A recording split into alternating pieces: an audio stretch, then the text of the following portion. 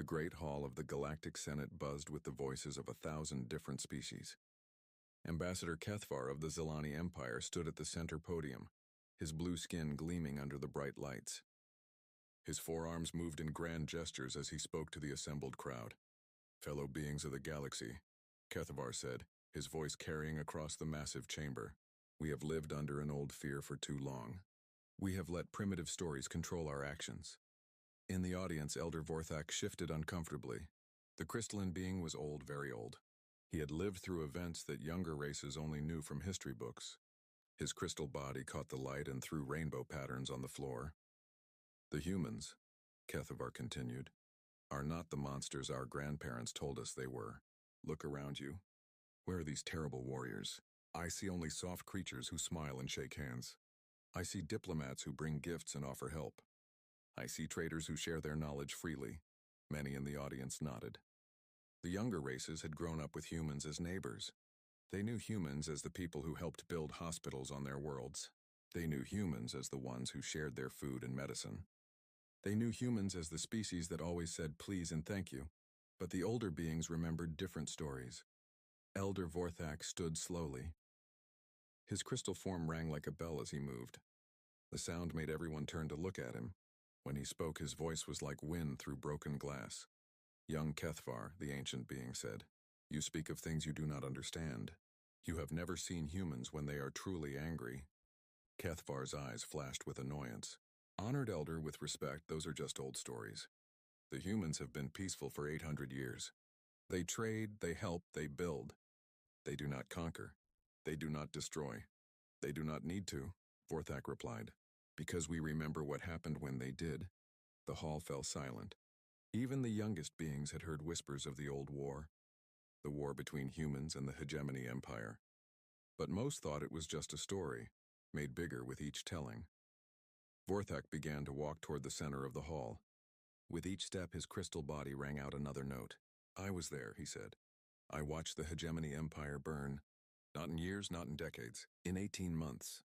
He reached the podium and stood beside Kethvar. The Hegemony had ruled the galaxy for 50,000 years. They had technology beyond imagination. They had fleets that could destroy solar systems. They had never lost a war. Kethvar tried to interrupt, but Vorthak continued. The humans had just learned to travel between stars. They were new, weak, small. The Hegemony saw them as insects, so they decided to step on them. The Elder's crystal form began to glow brighter.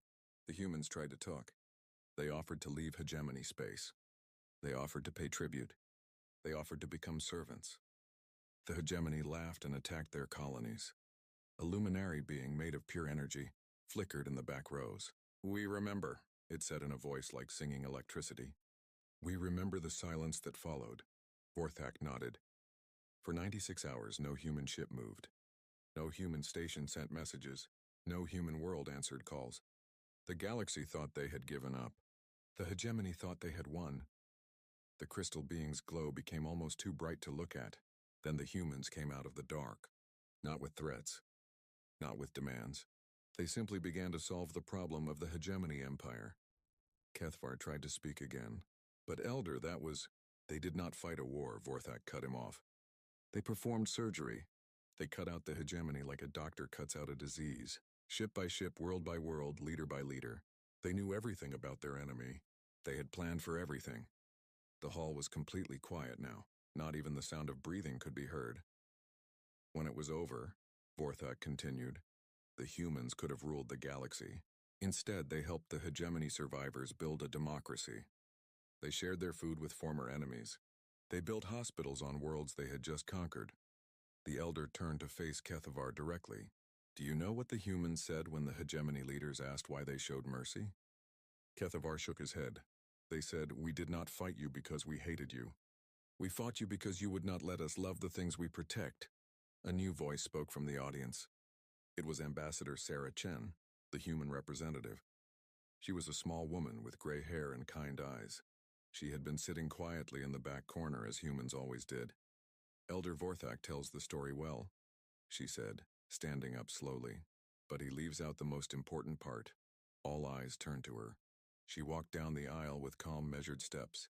The hegemony empire killed 47 billion innocents before they touched a single human world, she said. We did not fight them because they attacked us. We fought them because they hurt people who could not defend themselves. Sarah reached the podium and stood beside both aliens. The rule that Elder Vorthak speaks of was not made from fear of human strength. It was made from understanding human nature. She looked around the hall at all the different species. We are not strong because we can destroy. We are strong because we choose not to. Every day, every hour, every moment, we choose to be gentle instead of violent. Kethvar found his voice again. But surely in 800 years humans have changed. You have evolved past such primitive responses. Sarah smiled, but her eyes remained serious. Ambassador Kethvar, may I ask you a personal question? Of course. Do you have children? Kethvar looked confused. Yes, 3 young ones. If someone hurt your children, would your response be different than if they simply insulted you? Well, yes, but the entire galaxy is our children now, Sarah said quietly.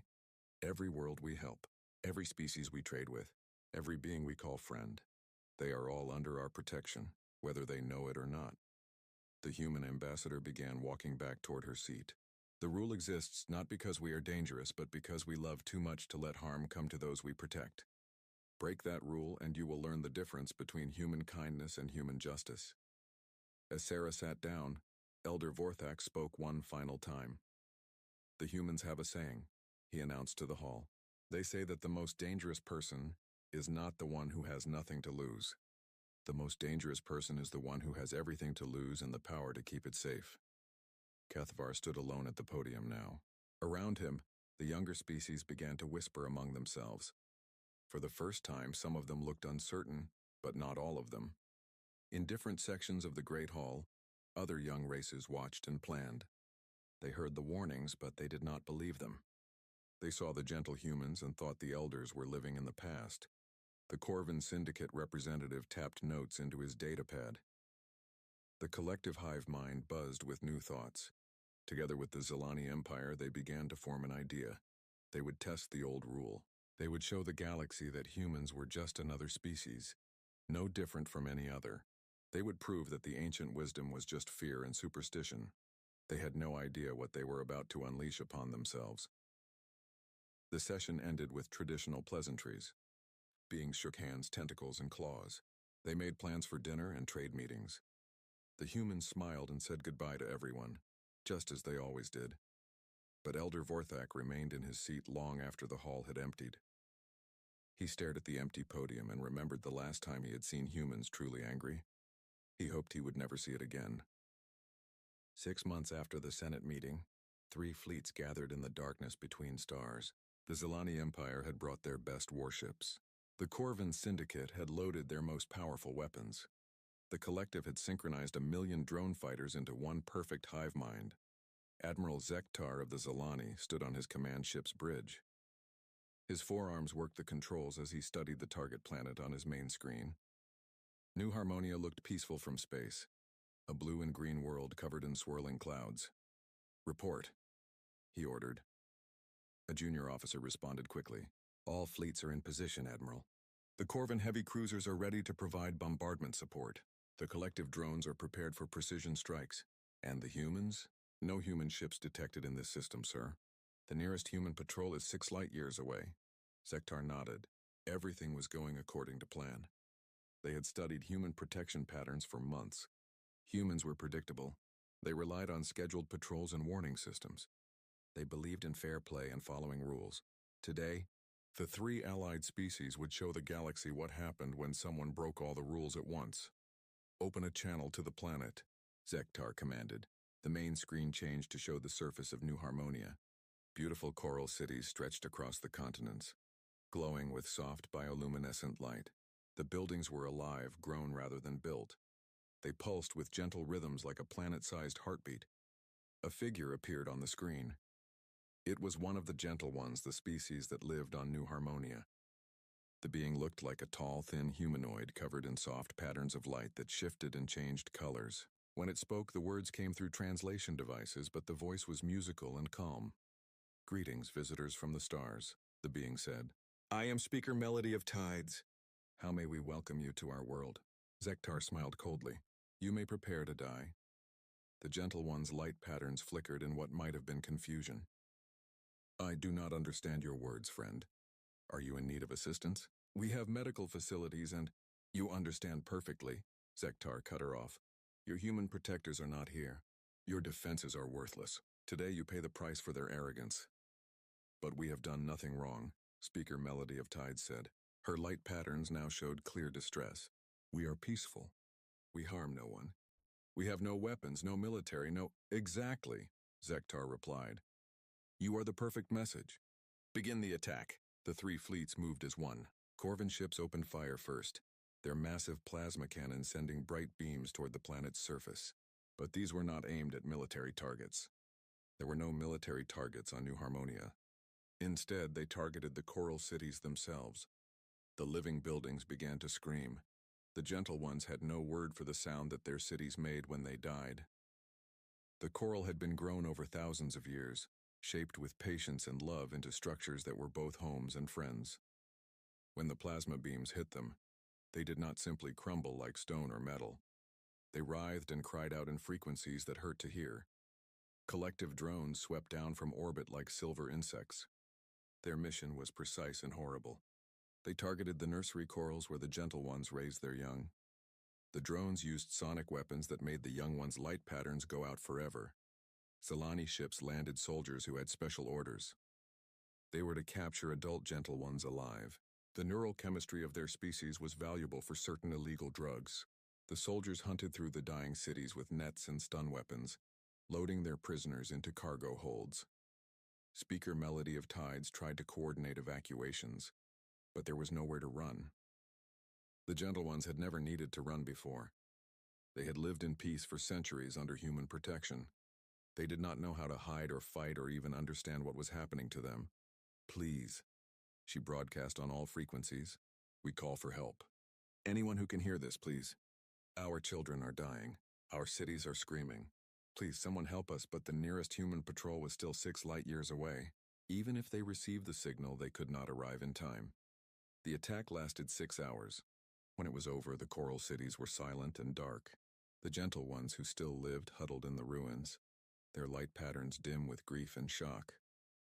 Their planet-wide song, which had played continuously for 3,000 years, had stopped forever. Admiral Zektar stood on his bridge and watched the smoke rise from the dead world below. Around him, his officers celebrated their victory. They had just proven that human protection was worthless. Open a channel, he ordered. Broadcast to all human colonies, all human worlds, all human ships. The communication went out across subspace, reaching every corner of human space within minutes. The message was simple and clear.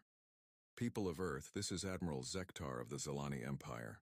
Today we have destroyed your precious New Harmonia. The Gentle Ones are dead or enslaved. Their cities are ash. Their songs are silenced forever. The recording showed images from the attack. Burning coral cities, young Gentle Ones being dragged away in chains. Speaker Melody of Tides trying to protect a group of children before a stun blast dropped her to the ground. This is what your protection is worth, Zektar continued. Nothing. We demand that you withdraw immediately from the following star systems. A list of 12 contested territories appeared on screen. You have 72 hours to comply. If you refuse, more worlds will burn. More innocents will die. We have proven we can strike anywhere, anytime. You cannot stop us. The message ended with one final image. Admiral Zektar standing in the ruins of the largest coral city, his 4 arms raised in victory while fires burned behind him. The transmission was sent to every human government, every human colony, every human ship in the galaxy. The Allied fleets waited for the response. They expected panic. They expected desperate negotiations. They expected humans to act like every other species that had ever been threatened.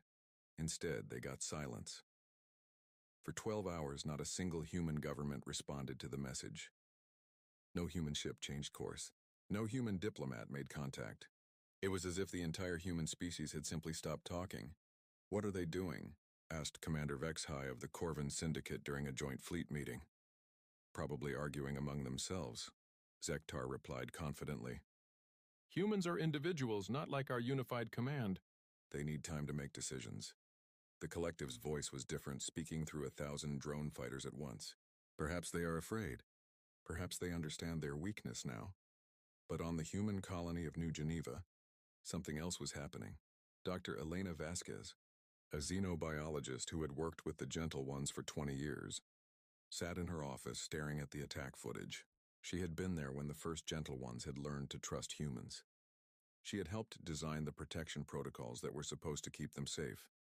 She picked up her communication device and sent a single message to an address that most humans did not know existed.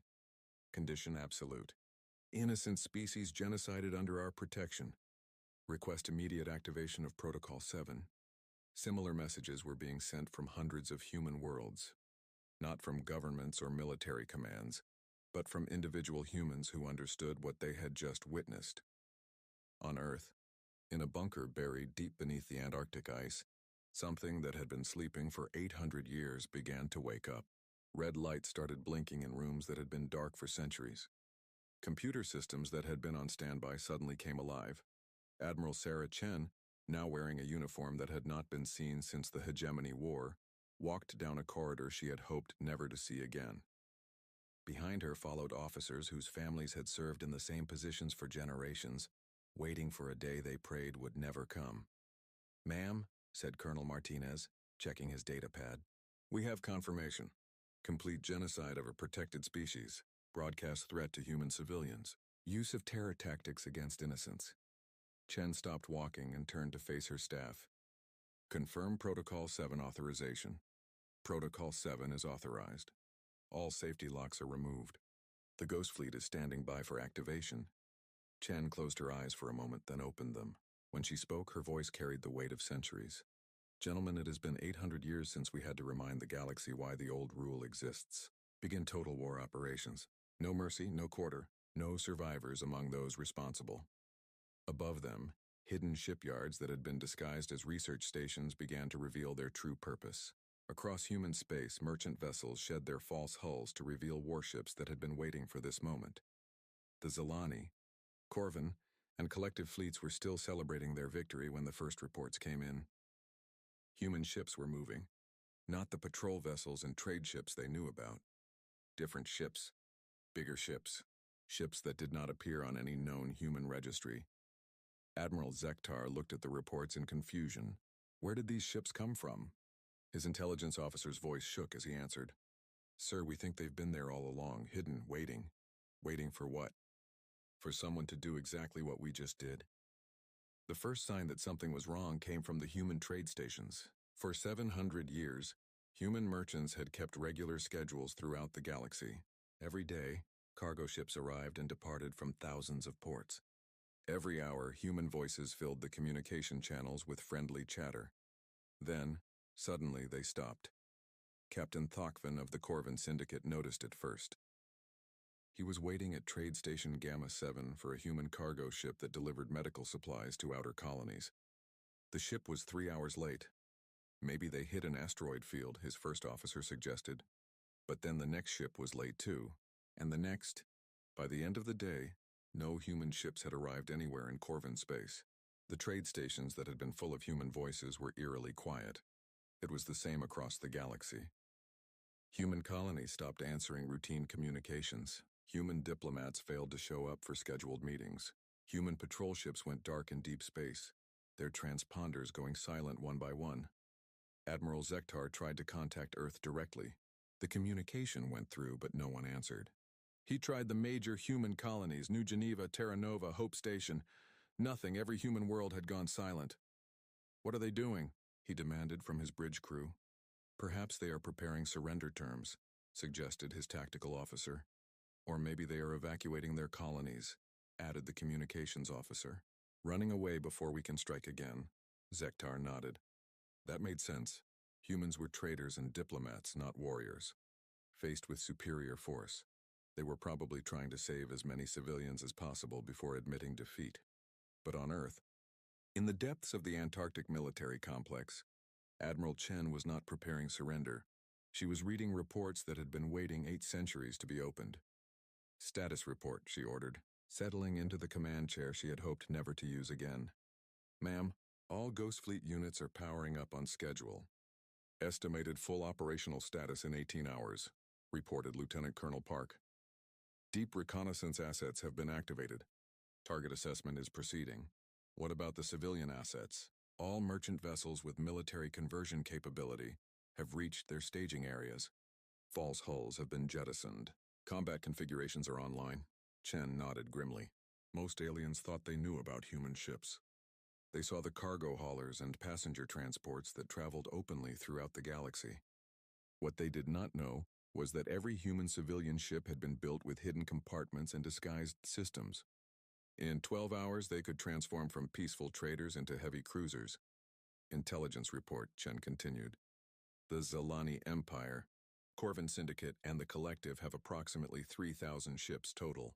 Their forces are divided across 47 star systems. They believe their attack on New Harmonia was a complete success. It was a complete success, Chen said quietly. They succeeded in teaching us that diplomacy has failed. A new officer entered the command center. Colonel Williams carried a sealed case that he placed on Chen's desk with reverent care. Ma'am, the final authorization codes from the World Council. Protocol 7 is officially active. All restrictions on military response have been lifted. Chen opened the case. Inside was a simple data chip and a handwritten note. She read the note first, written by the current Secretary General of Earth. Admiral Chen, 800 years ago you saved the galaxy from the hegemony empire. Today you must save it again. This time from us. Show them who we really are, but do not let them forget who we choose to be. Maria Santos. Chen inserted the data chip into the command console. Across the solar system, automated systems that had been dormant for centuries came online. Shipyards hidden behind asteroids began launching vessels that most humans did not know existed. Defense platforms that looked like simple satellites revealed their true nature as orbital weapons platforms. Ma'am, reported Colonel Martinez. The Ghost Fleet is requesting permission to begin preliminary operations. Chen hesitated. The Ghost Fleet was humanity's greatest secret and most terrible weapon. 1,000 ships operated entirely by artificial intelligence, with no human crews to slow them down or hold them back. They had been built after the hegemony war with one purpose: to ensure that no enemy would ever again threaten innocent life under human protection. Granted. Begin with intelligence gathering only. No weapons free until I give direct authorization. Yes, ma'am. Coast Fleet acknowledging new orders. In the space around New Harmonia, Admiral Zektar was growing impatient. It had been 36 hours since the attack and still no response from humanity. His allies were beginning to ask questions. Perhaps we should attack another target, suggested the Collective representative. Show them we are serious. No, Zektar replied. We wait for their surrender. They will break soon enough. He was wrong. Humans were not breaking. They were calculating. In a hidden facility on Luna, the most advanced computers in known space were processing every piece of information ever gathered about the three enemy species. Military doctrine, ship designs, tactical preferences, political structures, economic systems, even psychological profiles of individual commanders. Dr. Sarah Kim watched the data streams with growing amazement. The amount of intelligence we have is incredible, she told her assistant. We know more about these species than they know about themselves. 800 years of careful observation, her assistant replied. Every trade mission was also an intelligence-gathering operation. Every diplomatic dinner was a chance to study their behavior. Every cultural exchange provided data on their weaknesses. Have we always been this paranoid? Not paranoid. Prepared. After the hegemony war, the Council decided that humanity would never again be caught unprepared for war. So we prepared for everything. The analysis continued around the clock. The Zilani Empire's weakness, their rigid command structure that could be disrupted by removing key officers. The Corvin Syndicate's flaw. Their reliance on overwhelming firepower made them vulnerable to superior tactics. The Collective's problem. Their hive mind could be turned against itself with the right electronic warfare. Admiral Chen reviewed the preliminary reports with her senior staff. Recommendations? She asked. Complete military victory is achievable within 6 months using conventional forces, reported Colonel Martinez. However, I recommend we accelerate the timeline. The longer we wait, the more time they have to prepare defenses or attack other innocent worlds. Timeline for total victory using all assets. 36 hours, ma'am. But that would require full Ghost Fleet deployment and unrestricted rules of engagement. Chen leaned back in her chair. 36 hours to end a war that her enemies thought they had already won. But at what cost? "Ma'am, we're receiving a priority message from the Zilani fleet," announced the communications officer. "Put it through." Admiral Zektar's image appeared on the main screen. He looked confident, almost smug. "Admiral Chen, I presume. I am disappointed that it took you so long to respond to our reasonable demands." "Admiral Zektar," Chen replied calmly. "I want to make sure I understand your position. You attacked a peaceful world under our protection. You murdered civilians who had never harmed anyone.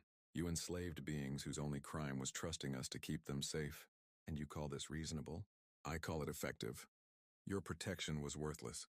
We have proven that humans are weak. Now you will withdraw from the disputed systems or more worlds will burn." Chen smiled, but it was not a pleasant expression. "Admiral, you seem to be operating under a fundamental misunderstanding about human nature. You think we did not respond because we are weak. Let me correct that mistake. You threaten me? With what, your merchant ships? Your diplomats? No, Admiral. With the side of humanity we have spent 800 years keeping hidden. You wanted to see what happens when humans are truly angry. You are about to find out." Chen nodded to her communications officer. "Send the activation codes to all Ghost Fleet units. Weapons free. Priority targets, command ships, and military assets only. Civilian populations are to be protected at all costs." "Yes, ma'am." All units responding. Ghost Fleet is fully operational. On Zektar's screen, Admiral Chen's image became perfectly still. When she spoke again, her voice had changed. It was no longer the voice of a diplomat or peacekeeper.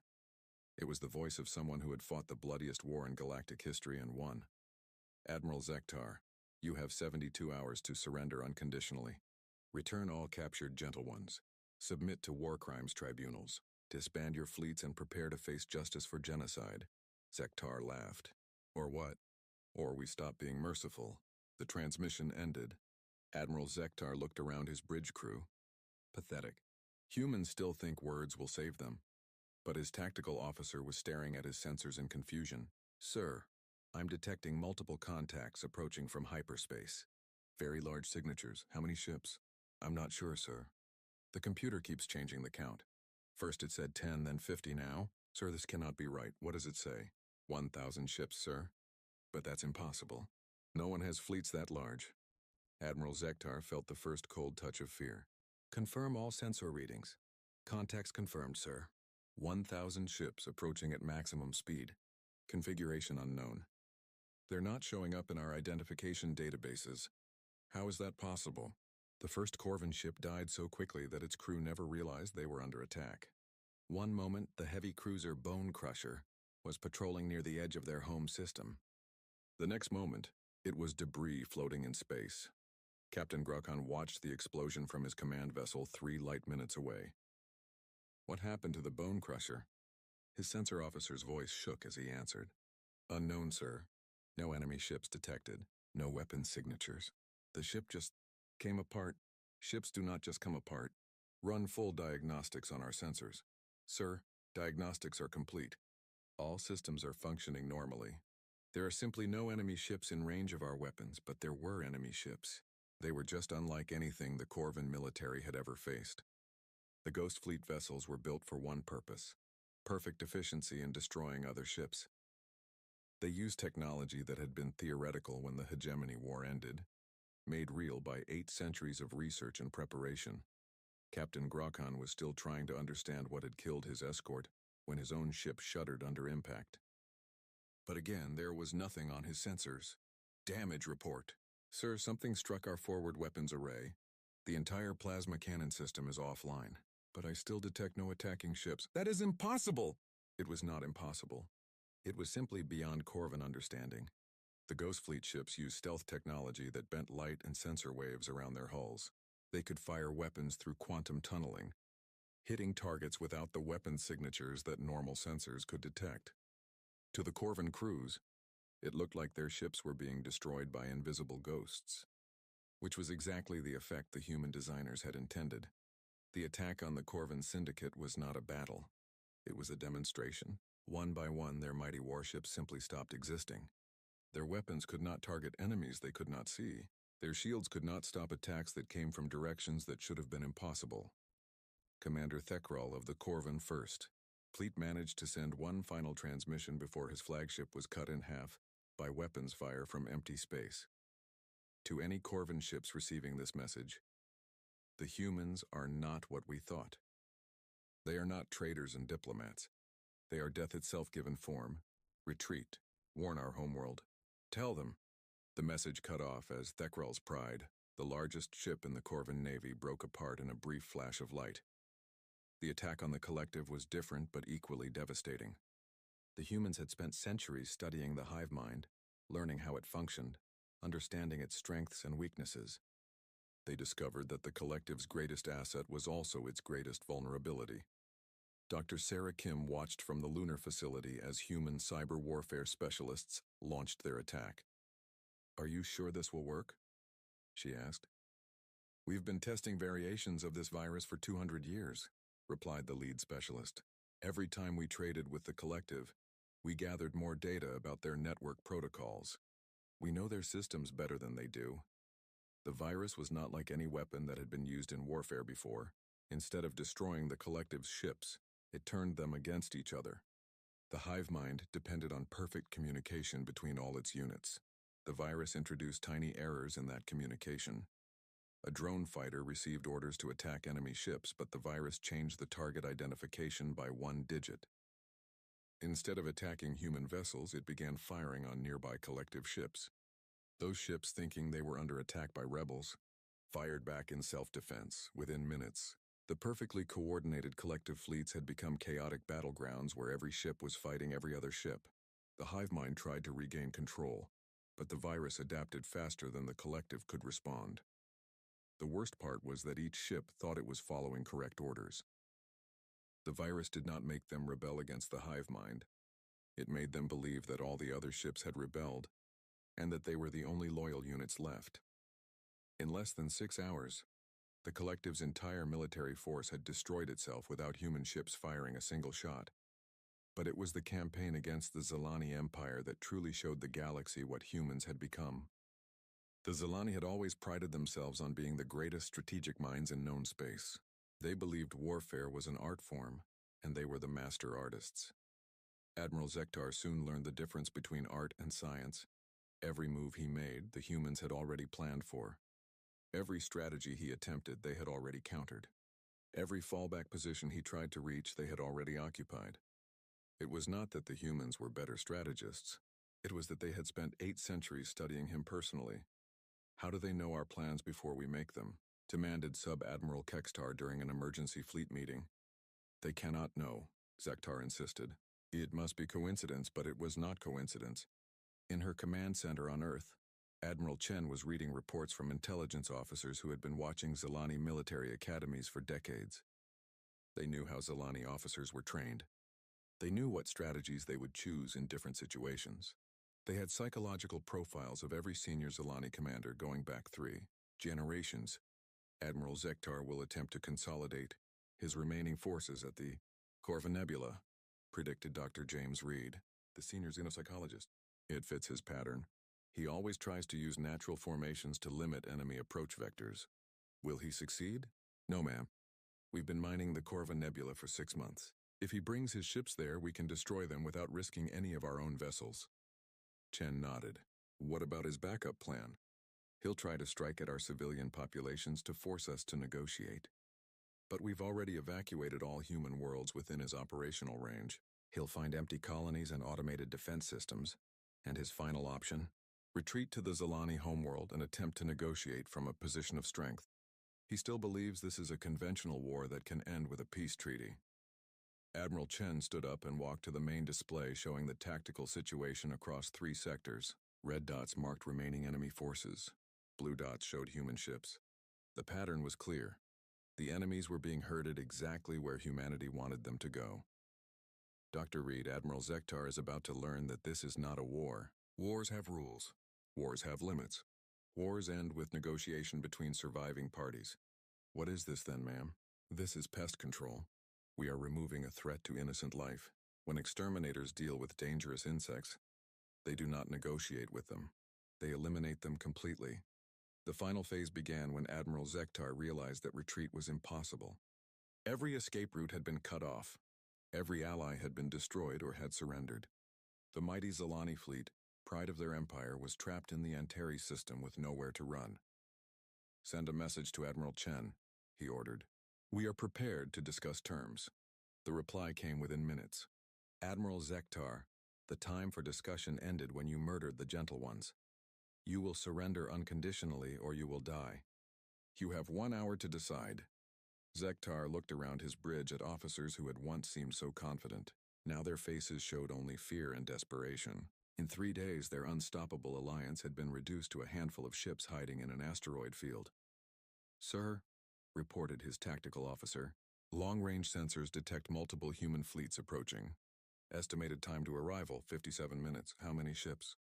"Approximately 2,000, sir." Zektar felt something break inside him. 2,000 ships.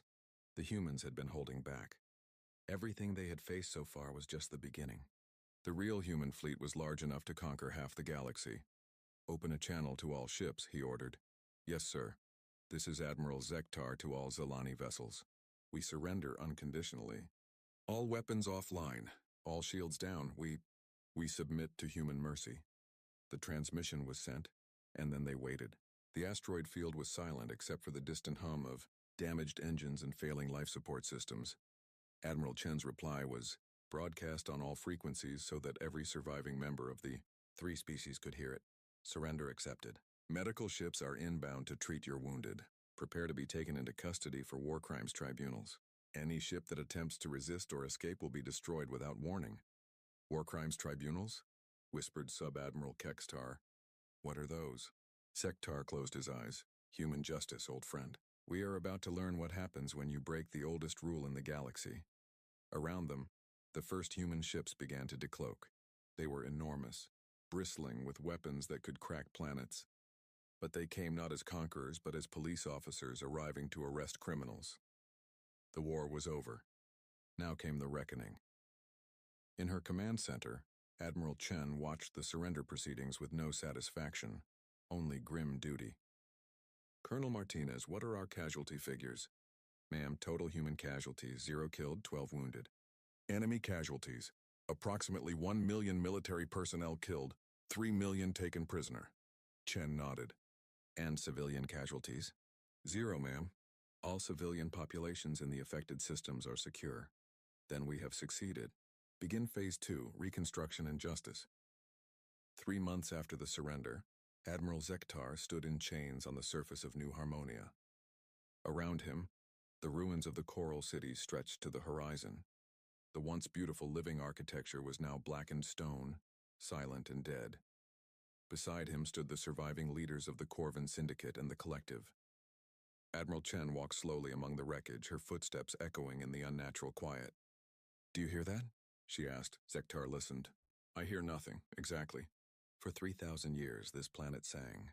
The coral cities created music that could be heard from orbit. The Gentle Ones added their voices to create harmonies that some described as the most beautiful sound in the galaxy." Chen stopped walking and turned to face the prisoners. "You silenced it forever." "We were at war," protested Sub-Admiral Kextar of the Corvin forces. "In war, there are casualties." Chen's expression did not change. "This was not war. War is between combatants. This was genocide. You murdered beings who had never harmed anyone, who had no weapons, who asked only to live in peace." A new voice spoke from behind them. "But they will sing again." Everyone turned to see Speaker Melody of Tides approaching. The Gentle One was thinner than before, her light patterns dim with grief, but she was alive. Behind her came other survivors, perhaps 2,000 out of the million who had lived on New Harmonia before the attack. Zektar stared at her in shock. "You survived?" "Some of us did," Melody of Tides replied. "The humans found us in the deep caves where we hid our most precious things. They brought us medical care and food and—" Her voice broke slightly. "They brought us hope." "Hope for what?" asked the Collective representative. "Your world is dead. Your cities are ruins. Your people are gone." Melody of Tides gestured to the horizon where human terraforming ships were working. Massive machines were carefully clearing away the debris while others planted new coral seeds in prepared soil. "The humans say they will help us rebuild," she explained. "Not just the cities, but the living coral itself. They have been studying our architecture for centuries. They know how to grow what was lost. Admiral Chen nodded. It will take 200 years, maybe 300. But your descendants will live in cities that sing again. Why? Zektar asked suddenly. Why help them rebuild? You could have colonized this world for yourselves. You could have taken it as payment for your losses. What losses? Chen replied. No human died in this conflict. Our ships were not damaged. Our worlds were not touched. We lost nothing except our faith in galactic civilization. She began walking again, leading the group toward a temporary structure that had been built for the tribunal proceedings. You seem to think this was about conquest or territory or resources. It was not. This was about justice. Inside the building, representatives from dozens of species had gathered to witness the proceedings. Elder Vorthak was there, his crystal form dimmer than usual. Ambassador Sarah Chen, the human diplomat, sat quietly in the back row. Even some hegemony survivors had come to see what human justice looked like. The tribunal will now begin, announced Judge Harrison, a human legal expert who had been chosen to oversee the proceedings. The charges are genocide, crimes against sentient beings, and violation of the Galactic Peace Accords. For 3 days, the tribunal heard testimony. Survivors described the attack. Military experts analyzed the tactics used. Psychologists explained the lasting trauma caused to an entire species.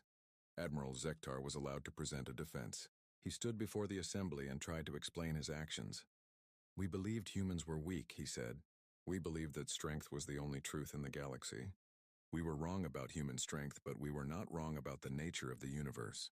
Power determines survival. The strong rule the weak. This is natural law. Judge Harrison listened patiently, then responded, Admiral, you are correct that power determines survival. But you misunderstood what kind of power matters. You thought power meant the ability to destroy. Humans know that true power is the ability to protect, to build, to help others grow and flourish. Pretty words, Zektar replied bitterly. But in the end, you won because you had bigger weapons and better ships. You won through superior force, just as we intended to do. No, Admiral Chen said, standing up from the audience. We won because we had spent 800 years preparing for this day. We won because we never forgot what happens when good beings fail to protect innocence from evil. We won because we chose to become the guardians that the galaxy needed. She walked to the front of the tribunal. Every human ship, every human weapon, every human soldier exists for one purpose, to ensure that what happened here never happens again. We did not build our military to conquer. We built it to serve as the galaxy's immune system against those who would harm the innocent. Elder Vorthak spoke from his place in the audience. But what happens now? You have shown your power. You have defeated your enemies. Will you rule us? Will you become the new empire? Admiral Chen smiled sadly. Elder, we had the power to rule the galaxy 800 years ago. If we wanted an empire, we would already have one. We want what we have always wanted. A galaxy where beings like the Gentle Ones can live in peace, where art and beauty and music can flourish, where children of all species can grow up without fear. The tribunal reached its verdict quickly. Admiral Zektar and his senior officers were sentenced to life imprisonment. The Corvin and collective leaders received similar sentences, but the human justice system was not about revenge. Your species will not be punished for the crimes of your leaders. Judge Harrison announced to representatives from all 3 races who had been allowed to attend. Your governments will be reformed with human assistance. Your militaries will be reduced and retrained for defense only. Your economies will be rebuilt to serve your people rather than fund aggression. And our colonies? Asked a young Zilani diplomat. Our territories? Remain yours, Admiral Chen replied. Humans do not want your worlds. We want your cooperation in building a better galaxy. The ceremony concluded with an unexpected moment. Speaker Melody of Tides approached Admiral Zektar as he was being led away in chains. I forgive you, she said simply. Zektar stopped walking and stared at her. How? I destroyed everything you loved.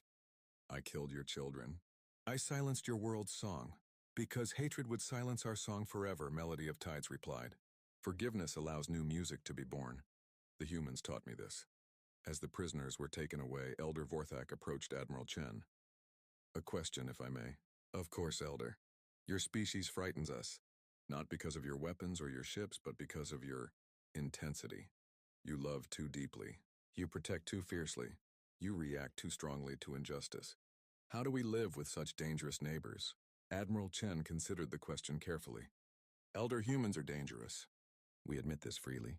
We are dangerous to anyone who threatens innocence. We are dangerous to anyone who would harm the weak.